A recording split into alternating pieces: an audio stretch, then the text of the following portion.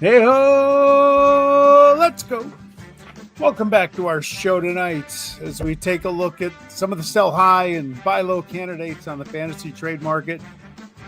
We're going to open with a couple minutes on Pete Rose, though. But before we get to that fun, as we always do, we begin by asking you the question, where else would you rather be than right here? Boom! Right now. You're looking live at our split studios. This is Fantasy Baseball Now, episode 37, the Lester Hayes edition. As part of our show, part of the ball9.com podcast network, or it could be the Patrice Bergeron edition, either one. I have nothing to say to either one of those things. Nothing. The Lester Hayes thing made me think about sticky things, but it's a personal problem. Exactly. In addition to our buy low, sell high, and our 72nd year of combined somewhat fantasy expertise. I'm rolling now. The recent events would say no. I'm rolling now. Start them, sit them, go get them, cut them. I'll look ahead to next week. But let's dive right in to Rob Manfred reinstating not only Pete Rose, but Shoeless Joe Jackson, who I have been crystal clear and very consistent that Pete Rose gets no look until Joe Jackson is eligible for the Hall of Fame, along with all the members of the Black Sox scandal. Yeah. Under the guise of if they're dead, their suspension is lifted. And so there were many, many players in this list, most of whom we never heard of outside of Eddie Seacott, Joe Jackson, and, of course, the aforementioned Pete Rose. Your thoughts, Mr. Martin? I'll say the same thing I did all those years. He flaunted it, lied, gave a middle finger to baseball and the fans. Look, you know the rule. There's no mistake that the rule is plastered on the clubhouse of every major league locker room in there. There's no gambling allowed. He did it. And I maintain this. We used to be a forgiving society. Now, just by and large, we're stupid. But if you show an ounce of remorse, an ounce, society forgives you. And instead, like I said, he gave baseball, he gave society the middle finger. He held autograph signings on Hall of Fame weekend down the road. He did everything he could. He lied about it. And then he finally showed a little contrition, and then he died. I don't feel bad for him. He made, look, if he had a gambling, all he had to do is come and say, I like a gambling problem. It's got a hold of me. I'll work to do better. My God, he would have been in the Hall of Fame when he was alive. Because that's where we're at. But I think if he gets in, Shoeless Joe Jackson for sure. I think it'll be through the Veterans Committee. I don't even know if he's eligible to be on a ballot. 2028. 2028. Okay. I don't. Veterans Committee only. Or yeah. Those will be whatever it's called today. Those will be the guys that let him in. It won't be the writers, just because they won't. You can't get 100% vote on nobody except for one. So I think he'll get in. I don't think he should. I think he knew the rules, and I think this will open the door for the steroid guys. And that's a whole nother topic. I would love to do a show on this with some of our Ball 9 people. That'll open the doors for the other cheaters as well. So it is what it is. It's where we're at as a society. Nobody gives a shit. Nobody holds anybody accountable. Now we can focus on the Pete Rose relationship with a 14, 15-year-old girl and stop thinking about gambling because he's a deplorable human being. The bottom line is, as I look at a baseball bat signed by Pete Rose on my wall in my office that he was selling in Vegas for $100. He's a bad person. Yeah. But baseball accomplishments, he's a Hall of Famer. Joe Jackson has the 4th highest batting average in the history of Major League Baseball for a career. He's a Hall of Famer. And why I was always so consistent about Joe Jackson before Pete Rose was even discussed was at a time when he took a $5,000 payment to quote unquote throw the World Series, he led the series in batting average, had the only home run for the Black Sox, and he made no errors. So he did like 8 Men Out's a great depiction of his moral conscious in this whole thing. But at the end of the day, to your point, and Bart Giamatti was clear on this, if he didn't wave his finger in the face like the Kembe Mutombo in the face of Major League Baseball and then sign like a quote unquote forced confession. But here's the bigger conspiracy. And this is what my belief is. Manfred meets with Trump. Yep. And then all of a sudden, Manfred says, I'm going to reconsider Pete Rose's stance. And what I believe happened in that meeting was you've got an X amount of percentage of players in this country that do not meet the criteria. They're on foreign work visas that don't meet the criteria under my administration to be in this country. And you're going to need to trade Pete Rose getting reinstated for those guys staying in Major League Baseball. And I believe that happened because I believe that happened only because every bit of evidence points to that could have happened. Yeah. And all of a sudden, Manfred caves 45 days after a meeting with the president, who said publicly, I'm going to pardon Pete Rose. Yeah, the Sausage King of Texas has Yes. chimed in with some indiscriminate comment. I don't know if he meant belongs or blows. I don't know which one it means, and neither does he. But he's probably got a couple of mats, right couple of Utica clubs in him, maybe some mats, maybe he's got a beer ball going on. Yeah, couple Jenny Creamers. Sure. Yeah, look, nobody played the game harder than Pete Rose.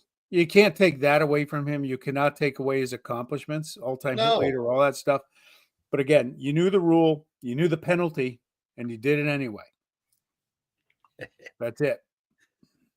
What? Right. And I don't and there's no forgiveness for I didn't bet against my team. It doesn't matter. Doesn't matter. It doesn't matter.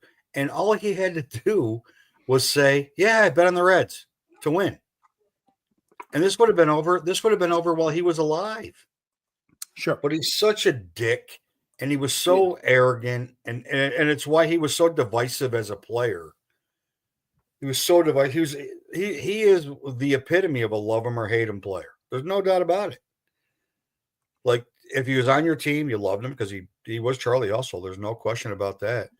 But if he wasn't on your team, the other 27 teams at the time, nope, they didn't like him. Correct.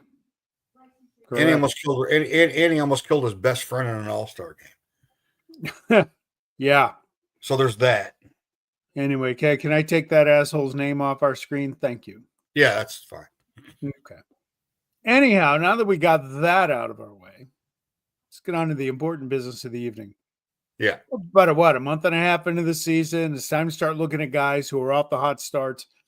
Ask yourself the question, are they going to keep it up? Or is it coming time to unload them before the regression to the mean occurs? Then you check out slow starters, Cody Bellinger.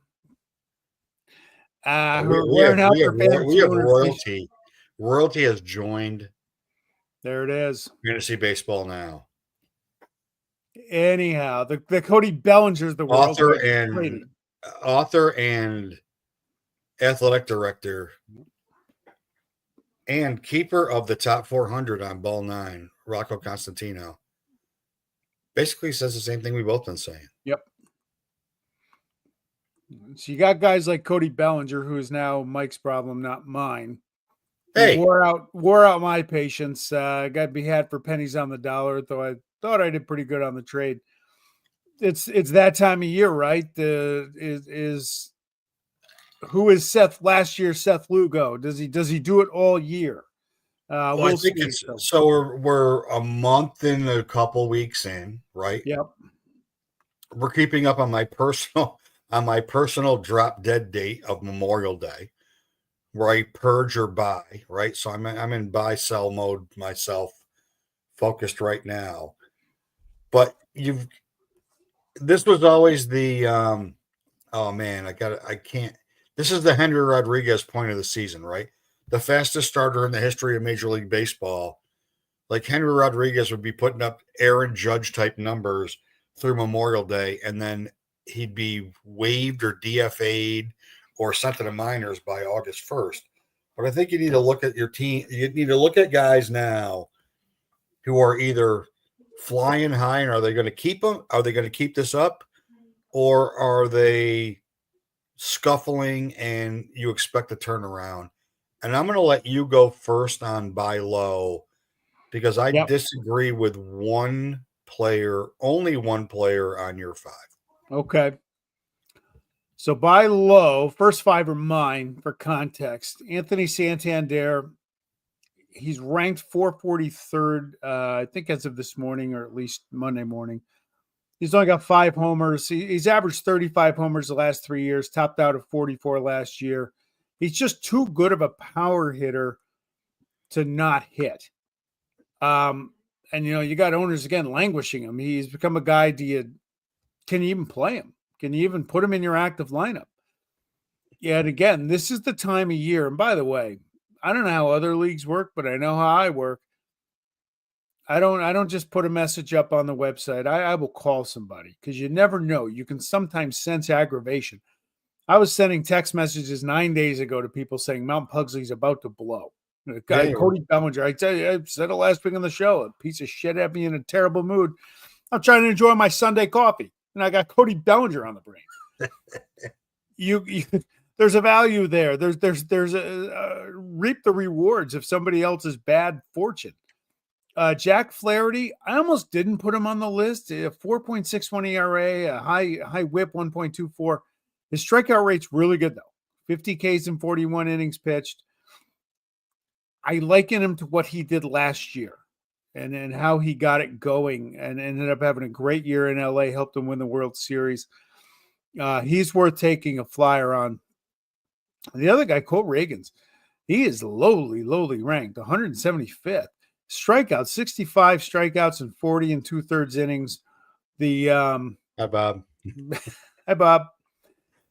His ERA is really high. His whip is really high. I picked him to win the Cy Young, so I got to stay with him a little bit. Next, wow, is 4 of my 5? No, 3 pitchers. Bryce Miller is the most interesting guy here on this list. Ranked 632nd, and you really got to suck to be ranked that low. Bryce Miller in 2024 had 21 walks. This year 21 walks and 39 and 2/3 innings. 45 walks and 180 innings pitched last year. 26 walks and 131 innings in 23. His calling card is his control, and he always has a great whip. Not this year. If I could get him, I'd try. I would try and do that because they invest in that. The guy's got a good sample size there. Just off to a terrible start. And Jordan Alvarez really ranked really low, supposed to come off the injured list pretty soon. He's just too good of a hitter to be as crappy as he has been. So I don't even know how available Jordan Alvarez would be in your leagues. I don't think he's available in our league. He's just too good of a hitter to not pick it up. Who do you disagree with there? I disagree with Bryce Miller, and I would sell low on Bryce Miller because it's not getting better for Bryce Miller. Yep. And he had a really good second half. So that last year, so that would give you pause to not want to go get him. But he doesn't miss enough bats. He doesn't miss enough bats. Welcome, Todd. Well, thank you, Todd, for that's great stats. I don't know what that means. but that's great stats. Are you insinuating that BU02215 is a baseball analytics nerd? I am insinuating that he might have a hat with a propeller on it. Yes, I am. I almost saved Bryce Miller. He was on a short list when I was thinking about going to 4 pitchers, but he just doesn't miss enough bats. And at some point in time, not missing enough bats is a problem. For me, Sandy Alcantara is too good historically to be pitching the way he's pitching. And he's not been great. He's not been great at all. He's had the inning that he never had. He's had the one inning that took him out of a quality start that he never had before this year. And he did it last night. He did it again last night. He was buzzing last night. He's missing bats. His stuff is really good, and he could just be working himself out. Or, as I said last week, he might be just trying to get the hell out of there, which is also a thing. Ranger Suarez, he hasn't had enough starts yet to be like viable, but I'd go get him. Because he's going to be ranked low. People are sleeping on him. Concerned about his back. I get that. You should be concerned about his back. Nico Horner, he's off to a slow start, but that lineup's really, really good. And when he's going well. He's not stealing as many bases as he has in the past, but he will because they run. And then Yainer Diaz, who is my guy, he was hitting 130 3 weeks ago. He's at 250. So it's a good time to buy low on a premium position. And then I can't believe I even typed this guy's name, but it looks like Marcus Semion's breaking out of his 15-month-long slump. And somebody at some point in that lineup has to produce. And the last week, it looks like he's getting back to him. It looks like, but he's a good buy low because what do you got to lose? If you trade for Marcus Semien, and I tried this weekend, and it was a shit offer. I have to admit that. But if you can get him on the cheap, if he doesn't produce and it doesn't cost you anything that hurts you, or even if it might cost you a little bit more than you're willing to spend, what if he goes back to being Marcus Semien? It's a good time. It's a good time to buy on Semien. He's the one guy in your list I would not want. I think he kind of went over the cliff quickly. Let's recap our trade from the other morning, by the way. Because Alcantara was on that. I just needed him off. And the aforementioned Cody Bellinger. Yeah, and I threw in Clark Schmidt. I had an even up move coming up with a guy coming off the DL. Schmidt, Alcantara, Bellinger for Mark Ventos and Luis Castillo, who's on your sell high list. And I've never been a Castillo fan, and I sold him for Paul Goldschmidt. Yes, you did. Who would have also been on my sell high list. I needed a guy like Goldie. I can't sit around and languish with the crappy offensive numbers I have, waiting for guys to hit. I had to go get some guys that are actually producing now, which is what I did. So I thought it was a good trade for both of us. The problem with the trade was I don't like carrying extra infielders on my bench, and Josh Young homered again today. I cut him, but we'll ride Vientos. So, well, you're in 11th place, so no, 10th, and I'm climbing. Climbing. I'm climbing. Yeah. No, we're rolling now. I'm climbing. The train had a few mechanical issues the first 5 weeks, but not now. Stumbling over dead bodies at the summit of Mount Everest. We're back on track. And I'm going to go to sell high, and I'm going to start because first of all, Nicholas Castellanos will never be on my baseball team. That was preseason. He's outside of Schwarber, he's probably the most consistent offensive production in the Phillies lineup right now. Yep. But he's due for 0 for 51 or 3 for 59 or something to make everybody crazy. Steven Kwan is off to a phenomenal start, but in the second half last year, he tanked. He completely tanked in the second half. And just as Jose Ramirez is getting going, he is starting to slide a little bit. George Springer's off to a really good start. He's been on my team most of the year. I cut him because of numbers the other day. Yeah, but he's off to a great. really good start. I would get what you can for George Springer because he's a muscle pull, a hit by pitch. He's whatever away from going into a funk. Look, the reason I traded Luis Castillo, he don't strike anybody out anymore. Like the entire allure of Castillo was he was a 1.5 strikeout to innings pitch guy forever, and he is not striking people out. And he's not missing bats. I don't know what's up with him. And then Matthew Boyd, who I like Matthew Boyd a lot, and he was great with Cleveland. And he's obviously back from his injury, and he's pitching really well for the Cubs. I could be wrong on Matthew Boyd, but I would move him while he's got premium. And Chris Rhea would probably fall into the same category, but I would move both of those guys for historical consistent performance over what is possibly flash in the pan. Maybe it's not. I might be wrong about Matthew Boyd. And I tried to pick him up and he was already grabbed, and I needed a spot in a couple of leagues, and he's been very good. Before he was injured, he was really good. He was really good, but gets warm in Chicago, ball starts flying out, starts getting windy in the summer.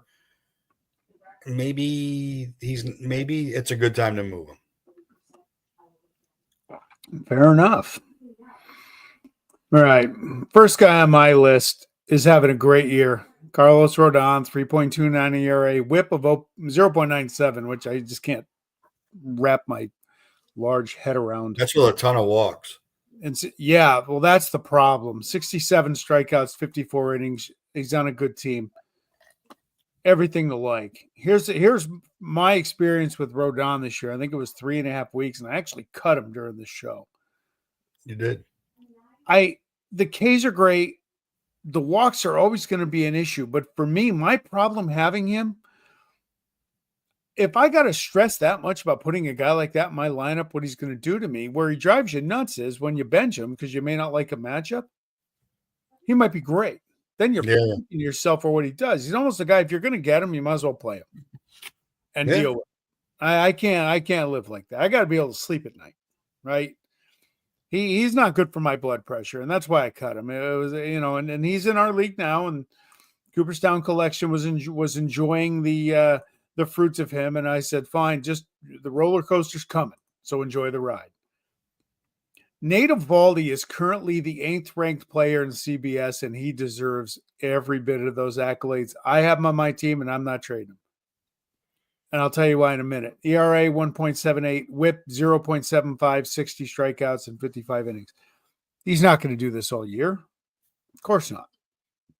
But what I love about him is I love having solid veteran pitchers who know how to navigate their way through the season. He's not trying to throw the ball 102 miles an hour every time out. He's out pitching. Those are hopefully the guys, they avoid the injury bug. He's in a good situation in Texas. They're going to win games. He's not going to finish the season ranked in the top 10, but you know what? He'll be in the top 40, and that's good enough for me. I wouldn't be so sure about him not finishing the top 10, but I agree with you on the get for him at his highest values right now. Absolutely. Absolutely. And this is it. I mean, he was lights out in his last start, and he's a pleasure to watch. And if you have him and you're looking to fill in some pieces on your team, now's the time. And Alex Bregman, I'm pretty sure he homered tonight. I was upstairs trying to dole out dinner to my kids. I didn't expect this sort of year so far in Boston. I thought his offense might pick up a little bit from Houston, but not like this. He's been the best offseason move in baseball this year. But again, now's the time. Is he going to keep it up the entire year? Probably not. Probably not. But you can't argue with the success. Came into the week with 9 homers, 31 RBIs, 29 runs, and oh, by the way, hitting 309. A lot of value there for him. And the time is high. He's going to have one of his best years unless he really, really tanks. But again, his value is higher than it's going to be any other time. And Tyler Mahle, I just stick him in my lineup now. He was good again last night. Good, not great. If he's your fourth, or especially for me, your fifth starter, you're doing pretty good. ERA 1.47, a whip under 1. How long can he keep going? I don't know. If like I had Mahle offered in a few offers in the last week or two, trying to take him and somebody else and roll it into a bigger trade. He's a great piece to add to a trade. You're not going to get a lot for him straight up. You're not going to get anything to justify the stats he has this year. But boy, if you can add him into a trade, now you got a valuable commodity there. And the other guy, raise your hand. Who has lived the Byron Buxton experience in 11 years? I have a couple times. And I like Byron Buxton. I want him healthy. I love seeing guys that are that talented play actual games to see how they do. However, as our good friends at 518 Bookkeeping will say, numbers don't lie. And in 11 years, he's been under 100 games played, all but 2. 140 games in 2017. That was so long ago, I had a full head of hair almost. And 102 last year. No, I said almost. No. Yeah, look, if I had Buxton, I'd be out there flaunting him, and I'd be doing everything I could to get rid of him, because at some point, unfortunately for he and for baseball fans, it's a little similar to Mike Trout. Sooner or later, that gravy train's going to run out, and he's going to end up on the DL for like 2 months. I said the Twins would be as good as Buxton was healthy, and they're on a 9-game winning streak, and he's been tearing it up. Yep.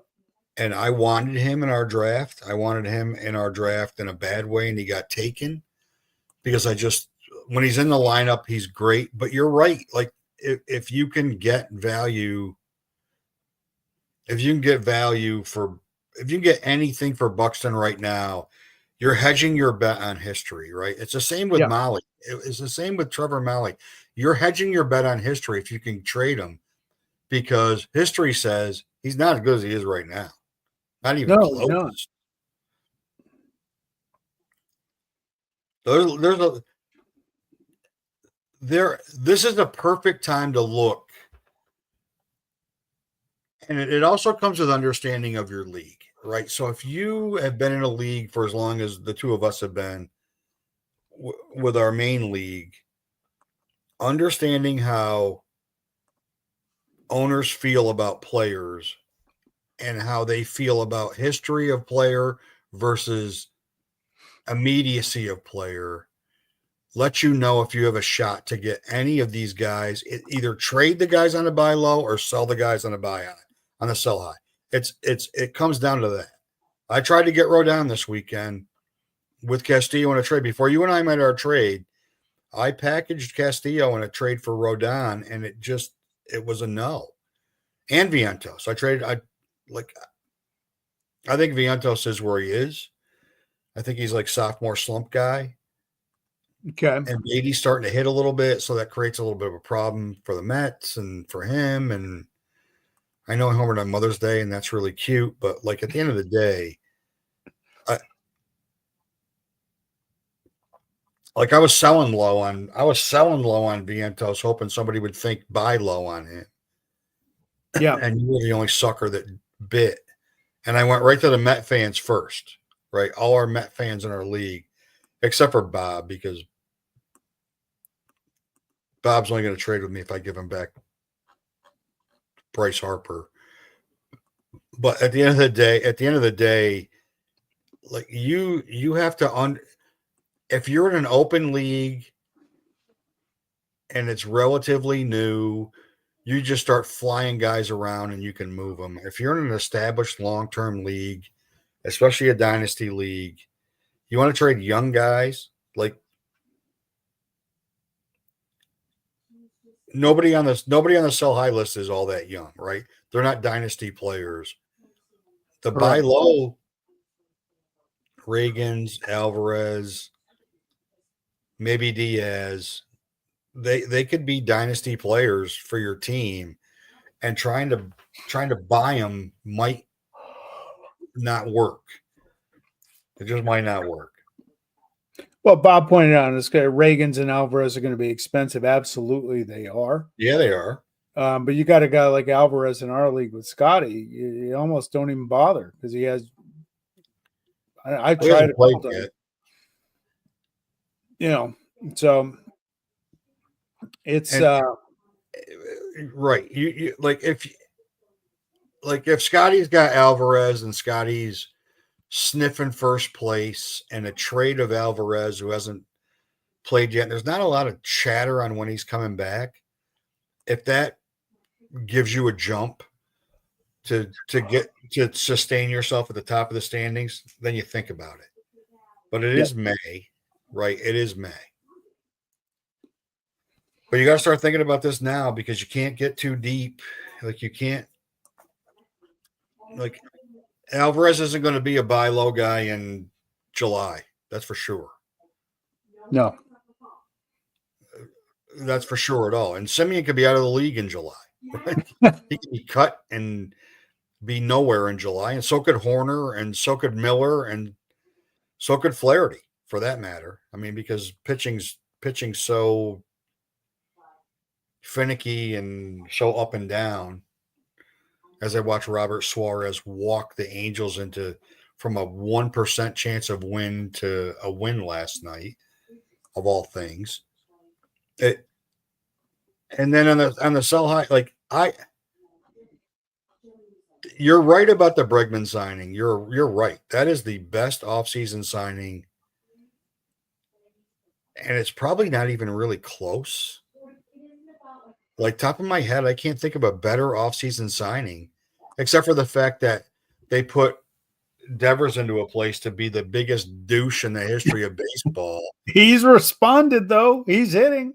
Well, he's hitting like crazy, but like what the Christ? I'm not playing. He needs a PR guy.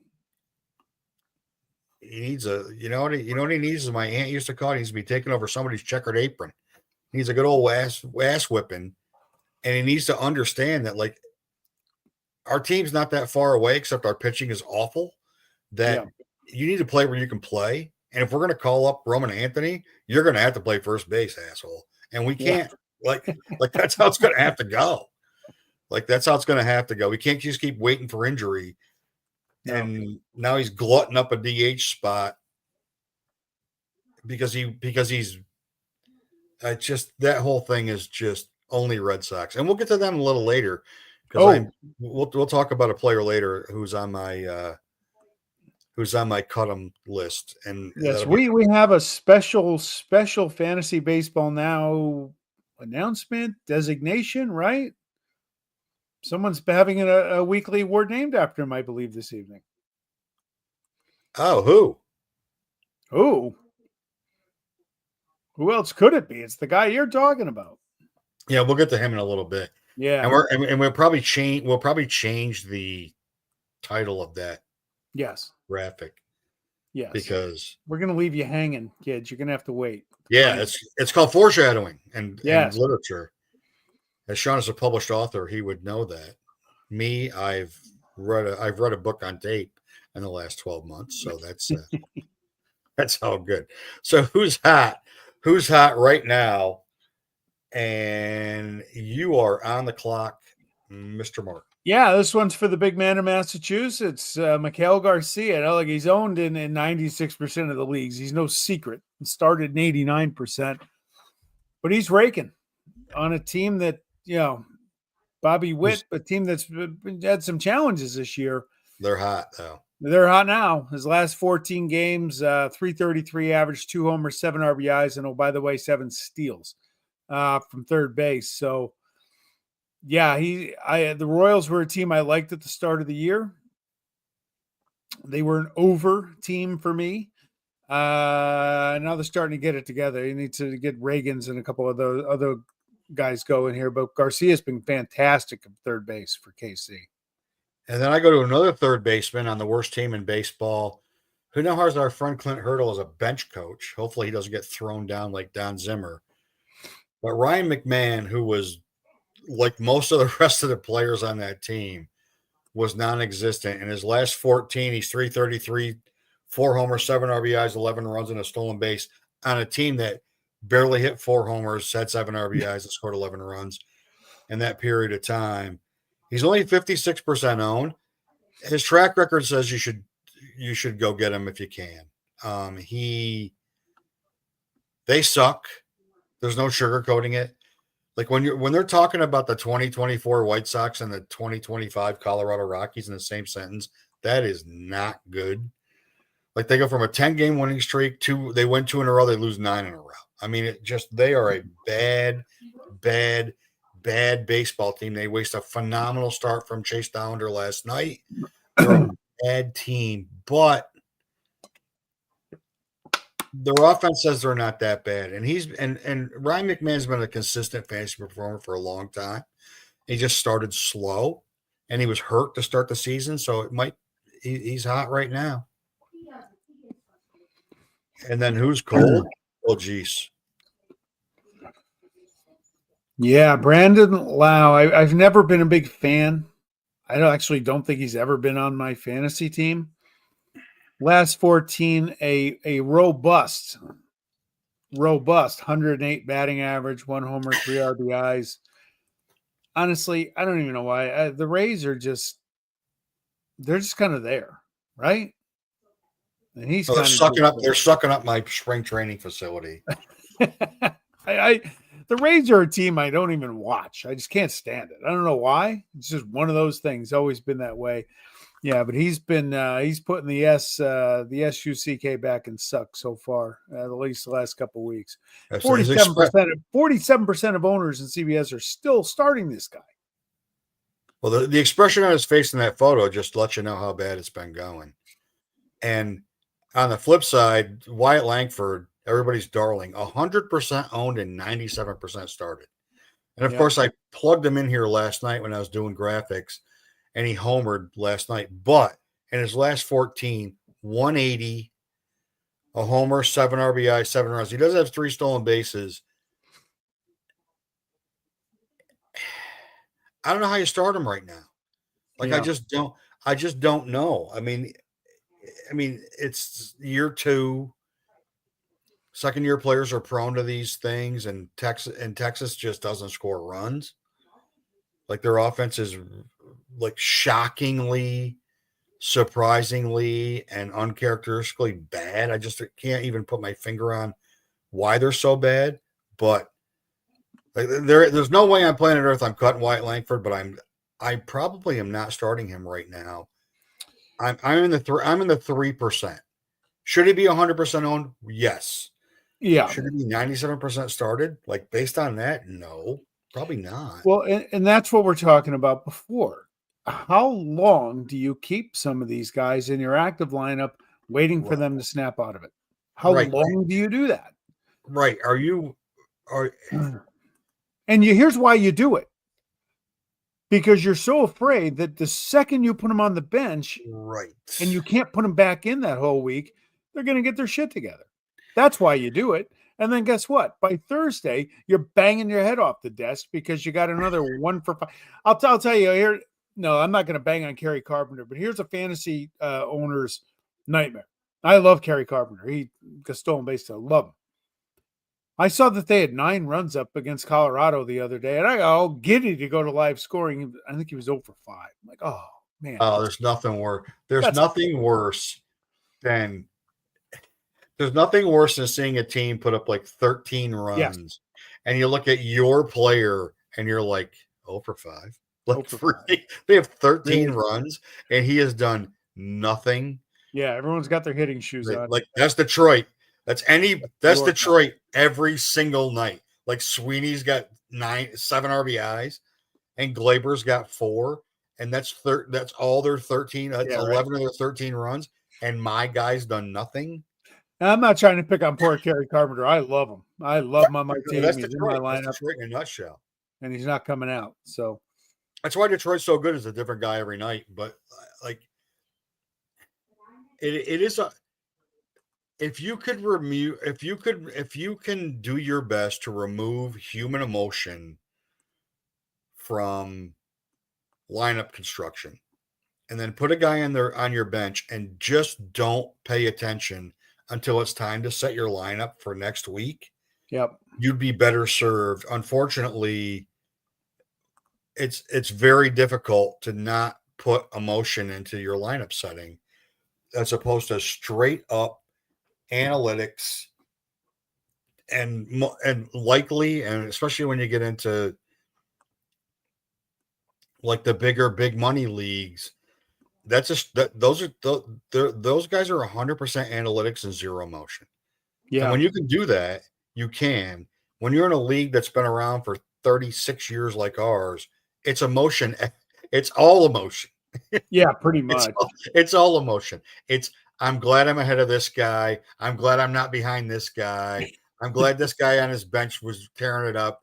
It's all about the chit chat and the banter, and which is makes it fun on a daily basis. Sure. Right. That's the part that makes it fun on a daily basis. If you're in a I don't know anybody league, it's easy to just go, I'm gonna go straight, no emotion, pure statistics, 100% analytics, and I'm going to play who I'm going to play. And analytics tell me this guy's going to suck this week, so I'm going to bench him. And if he's great, then I was wrong. And the analytics were too. Yeah. Wyatt Langford. You Did you ever think you'd be putting that would've Javi Baez surprised me on more- any graphics? the only person that would have surprised me more on this is if you would have said Xander Bogaerts. Javi Baez, where have you been? Right? Center field, man. That's where he's been. Owned in 56% of the league, started in 43. Things you thought you'd never say. Go get Javi Baez. He's looking at potential dual position eligibility. Yeah.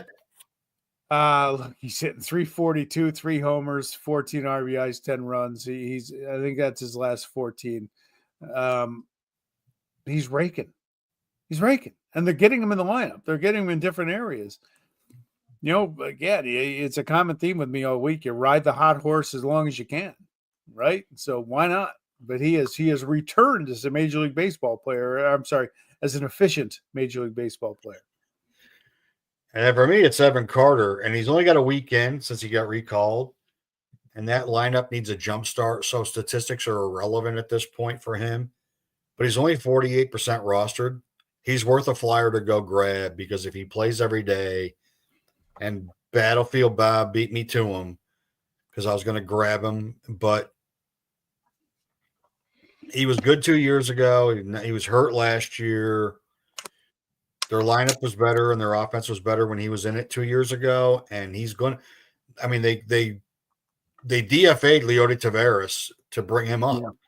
So obviously, I don't want to say there's panic in Arlington, but there's concern about the way their offense is meshing. And he's going to play every day. He's not going to play. And, at 48%, there's still a chance to go grab him. What you grab and put him on your bench, and if he becomes Evan Carter again, then you stole him. And if he doesn't, then he's a bench guy and you ditch him. Well, what I like about him is I think Texas will do anything to get somebody in a lineup to give him a little bit of a juice, so a boost there. And he's a perfect guy for it. Yeah, I agree with that. I mean, they need something. I mean, we were both super high on Texas coming into the season. And I mean that division is by no stretch of the imagination is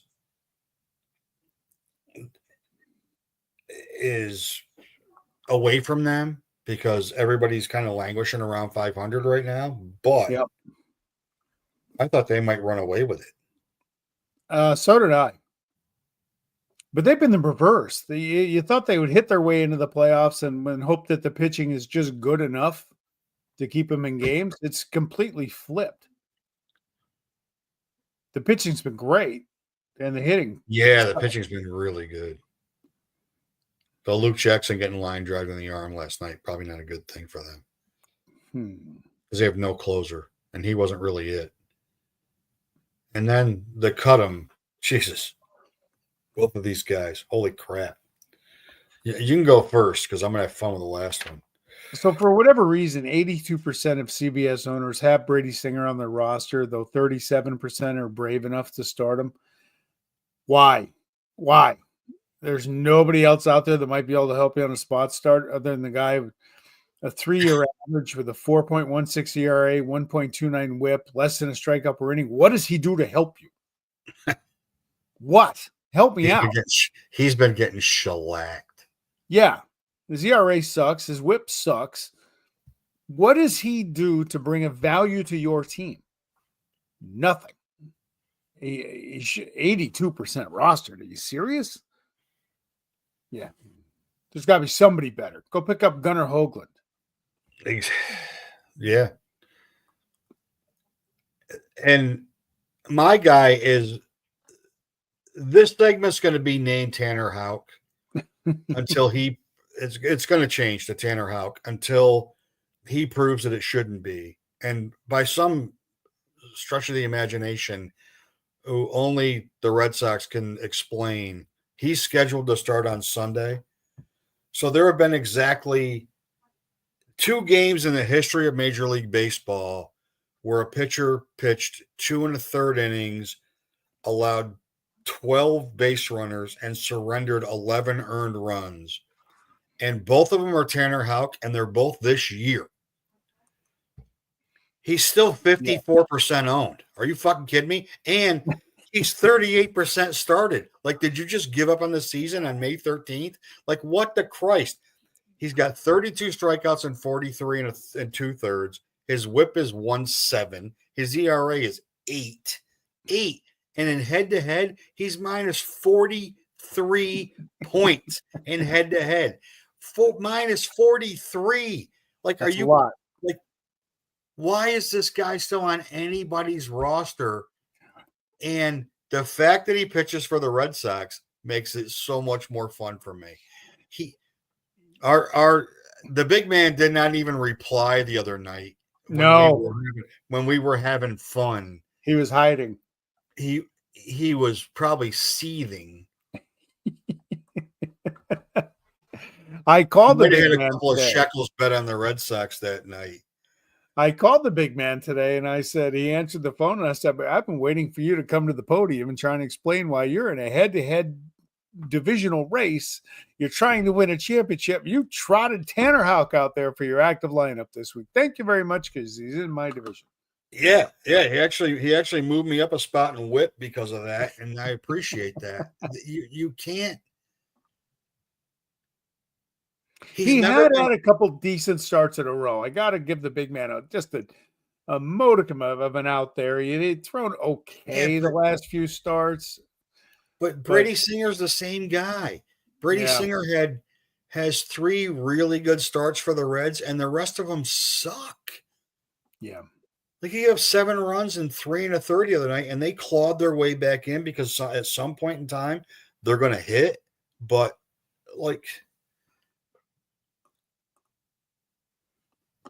both of these guys. I mean, Brady Singer's been a classic example. Brady Singer could have been on this if we were doing this 5 years ago. Once a year for 5 years, Brady Singer would have made go get him and cut him in the same season every single year because he gets on a little run. He did it with Kansas City where he's like, damn, Brady Singer made an all-star team. And he did. Like, what? I mean, Brady Singer's been great. He's their best pitcher to why is Brady Singer on my team? And it happened so quickly it just happened so quickly. But Tanner Houck, You see how he's covering his face so people don't, even his own family doesn't recognize him. Like his own family changed the spelling of their last name. They dropped the C because they just don't want to be associated with him anymore. And if your first name is Tanner, like you would have got your ass kicked on my playground growing up. Just telling you, like ass kicked. Wow, making it personal now. Yeah, we are, because look at the jersey he's wearing. It should be personal. All right, let's look ahead a little bit to next week. We're off to a good start. You had Chris Rea. He had a phenomenal start last night. Yeah, but he got lit up during our show last week when I was extolling his virtue. But the guy I picked tonight, the guy I put in there tonight is actually he pitched really well. He's out of the game now. But so I was researching this topic and I come across Ben Brown, rostered in 39%, started in 25, at Miami, at Cincinnati, and they seem to get shut out every other night or 2 out of 3. He's pitched better in his last 2. Let me read you his line tonight: 5 1/3, 2 runs, 5 hits, 6 strikeouts, homer, no walks, which was the big one. If he's your 4th or 5th guy, and he's got these 2 starts next week, those strikeouts alone are worth going to get him. You don't think he's going to blow up. They're not really terrible matchups for him. But he had 9 strikeouts in his last game against the Giants. It was a loss, but 9 Ks is 9 Ks. I picked him up, and I cut Josh Young, mostly because, again, I love Josh Young, but I don't want I don't need 2 third basemen on my team. So, Ben Brown for the Cubs. 2 very winnable games for the Cubbies. You may pick up a couple net wins or just wins if that's your thing, but you'll get some good peripheral stats. Plus, you'll get those strikeouts next week. Yeah, and same with Brandon Wu. I like the matchups next week. I mean, he's going to get lit up tonight by the Yankees because the Yankees score a lot of runs in Seattle. They always seem to. But if you're facing the White Sox and the Astros, and the same thing with Ben Brown against the Reds, like the Astros could score 10 or get 3 hits. The Reds could score 10 or get 3 hits. Like both are shutout candidates. Though the Astros bats are starting to heat up, I like the matchup for Brian Wu next week. And he's not going to strike out a ton of guys, but his peripherals are really good, and his whipping ERA is really good, and he's going to go deep because they value starters going deep in Seattle. And then on the hitting side, I like yours would have been my first choice, but like if you're playing the Orioles and the Pirates, for me, like I don't care if it's in Milwaukee, in Baltimore, in Taipei, in Venezuela, I don't care where, in Yugoslavia, I don't care where it is. If you're facing the Orioles and that pitching staff and you got 3 games against them and 4 against the Pirates, you probably get Skeens in one of them. So that's 6 games where your lineup's probably going to hit. But the Phillies in Colorado and Sacramento next week, stack them. If you're a daily fantasy guy, stack the Phillies every day. Stack that lineup. Absolutely. Stack it. Stott's cheap in daily fantasy. Sosa and Baum are cheap in daily fantasy. Rojas is cheap in daily fantasy. Realmuto's cheap. Stack it.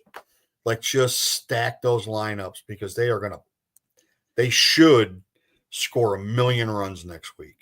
Yeah, and I don't know if you had a chance. Congratulations on your daughter's graduation, by the way. Thank you.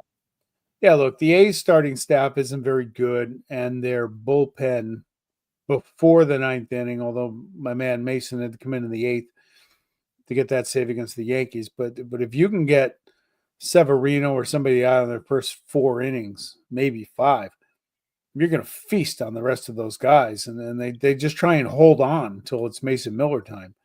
The A's bullpen's terrible. Half those guys don't belong in baseball still, similar to last year and the year before. So, this is a great week to have Phillies coming up, or next week, I should say. So back to our sell high. Since Chris Bubich is dominating the Astros tonight. Is he? I was going to put him on the list. Like with 5 innings, 3 hits, and 7 strikeouts and a walk. Good for him. like that has to be a sell high candidate, don't you think? I mean, He was going to be on my list. Yeah, and again, you got just a tough injury history there with him, so it might take his value down a little bit. But just numbers, they're fantastic. He's a great. He's one of the best stories of the season so far. yeah, and they're rolling. Like that division's crazy right now. It is. That division is crazy. I mean, the Twins are on fire. The Royals are on fire. The Guardians are doing just enough, and Class A is back to being Class A, and the Tigers aren't going away. No, 27 even though they just blew a 2-run lead because Mr. Tight Pants gave up some runs tonight, Tommy Cayley. But I'll tell you what. I want to throw this out there for Stephen Vogt in Cleveland. I don't see it with them. They look barely like a 500 team to me when you look at them on paper. he's a really good manager. Man. He's a great manager. He's a He great really manager. is. He's a legend in Oakland, and I'm happy for him. He's a great guy. He became an institution with the A's. Like small market teams, Guardians, Royals, Twins to some extent. I mean, small market Brewers, when they're playing well, their manager has a massive influence on how well they're playing. I mean, the Phillies are where they are in spite of the fact that I think Rob Thompson's not a great manager. Yeah. And the Dodgers, I mean, I will never disrespect Dave Roberts again. I'm not doing it. I won't. I want to, but I'm not going to. And you have. And I have often, but yes. I mean, like the Giants, I mean, you got to be kidding me with the Giants, right? Like you got to be kidding me. Like, so to say that managers don't matter anymore in baseball and the front office is pulling the strings when they're in the nerd room with their propeller hats on, like with spreadsheets saying who's going to do this, managers matter a lot. You're right, Uncle Ted. Trent Grisham is awesome. Trent Grisham has made the Michael King trade, the Juan Soto trade, worth it for what he's brought to the Yankees this year. There's no doubt about it. Hey, by the way, we should give some flowers to St. Louis for joining the baseball season. 9 in a row. The reason they're not 10 in a row is they got rained out here in Philly in a rainy Philly night. Maybe they'll start drawing people again. They won't. Yeah, you're probably right. Ted, you're probably right. I mean, you're probably right. You're probably. I mean, like a literally a conversation away from all the data, from all the sources, and on an AI point, the worst it's ever going to be is today. Tomorrow it'll be better, and the day after that it'll be better than that. It's changing so rapidly that today's the worst day for artificial intelligence that there ever was, because more information flows into it and it's getting smarter day after day after day, and the opportunity to grab information is wider, the net's wider all the time. Like ChatGPT 3 years ago versus ChatGPT today is like 50 years of information greater in a 3-year period. It's the fastest growing source of information in the history of humankind. Wow. And it's never going to be worse than it is today. That's how fast it's changing. As I help my son with a final today, and he's asking me questions, and I was just literally talking to ChatGPT, being like, "Oh, there's the answer right there. Just put it in your words." Right. And then when I ran out of, because I won't pay for ChatGPT, when I ran out, I went to Grok, and it's the same thing. I mean, just the information is available, and the number of sources that it pulls from, because it pulls from every source. including social media. So sometimes it's not great. So I saw a post today. Somebody posted today on the X that the only teams that have never played in overseas, and the Jets was one of them, and they played in London last year. And I'm like, that's not right. London, the Jets played in London last year. And he goes, maybe it's not that great. And my response was, maybe AI is a better point guard than it is a reference source. So, but yeah, like you can, like I said, AI is insane. You can ask for. I remember one of my kids needed a paper written in a specific format, and they were languishing. And I'm like, write me a 5-page paper on this book citing sources in this format. And in 30 seconds, I wrote the paper. Really? Yeah. If we had that when we were in college, we would have never gone to we didn't go to classes anyway. No. I digress. Busy. Social calendar was full. Yeah, it was really full. Yeah, I got appearances to make, people to see, hands to shake. Yeah, money beer to make. drink. I mean, we got money to make. I mean, how much? How much do you expect? How much can one person take on? No, you can't. You can't overwhelm yourself. No, I would 9 credits a semester. I think is appropriate.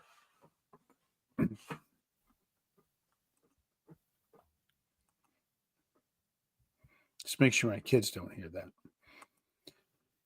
Yeah. All right. Don't. Yeah.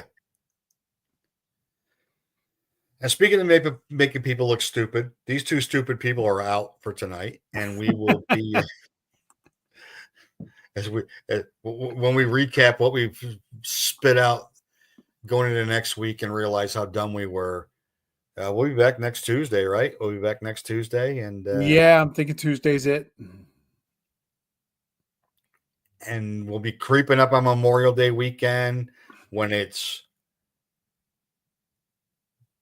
dive or run, right? Like that's my favorite weekend of the year, when I finally self-assess my team and say, Jesus, what am I doing? What am I doing here? Like, yeah, just a tip to my leagues. Bryce Harper probably going to be available next week. Call me. You don't have enough. You traded me all you had to get a guy you traded. No, I traded Vientos. For Vientos. I didn't want Luis Castillo. He was a throw-in. I was delighted to move him on.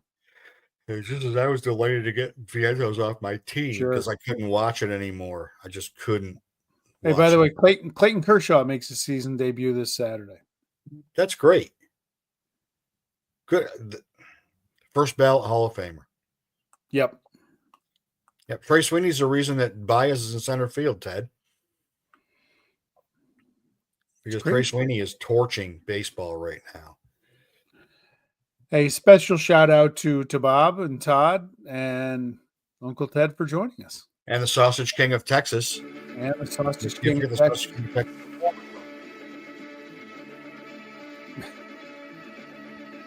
All right.